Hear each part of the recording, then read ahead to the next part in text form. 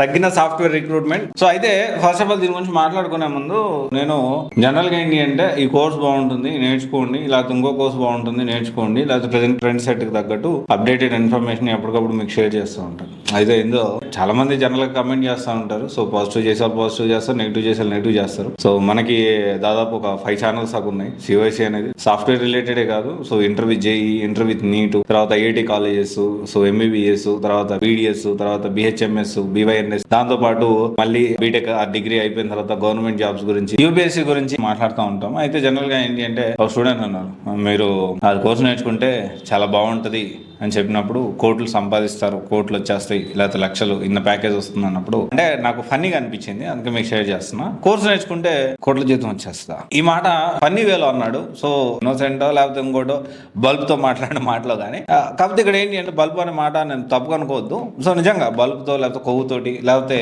తెలియక ఇన్నోసెంట్ గా అన్నాడో నాకు అర్థం కాలేదు. కానీ ఒక విషయం నాకు చెప్పాలనిపించింది. ఒకటే విషయం, మీరు నిజంగా ఏ కోర్స్ నేర్చుకున్నా కానీ మీలో దమ్ము ఉంటే, మీలో క్యాపబిలిటీ ఉంటే, మీలో క్యాలిబర్ ఉంటే, మీరు ఏ పని చేసినా కానీ సక్సెస్ సాధించవచ్చు. ఏ పని చేసినా కానీ లక్షలు కాదు కోట్లు సంపాదించడానికి అవకాశం ఉంది. 100% చెప్తా ఉన్నా. మీ దమ్మును బట్టి డిసైడ్ అయి ఉంటుంది అది. నువ్వు ఎంత క్యాపబిలిటీ ఉంది, నీకు ఎంత కెపాసిటీ ఉంది, ఎంత కన్సిస్టెన్సీగా నువ్వు పని చేయగలుగుతున్నావు, ఎంత నువ్వు కష్టపడగలుగుతున్నావు, ఎంత ఫోకస్డ్ గా ఉన్నావు, అవుట్ ఫోకస్ లేకుండా ఎప్పుడు చాలా హై ఫోకస్డ్ గా ఉండగలుగుతున్నావు. నీ దమ్ముంటే, మనలో దమ్ముంటే లక్షలు సంపాదించడానికి, కోట్లు సంపాదించడానికి, డబ్బులు సంపాదించడం చాలా ఈజీ. నిజంగా చెప్తా ఉన్నా.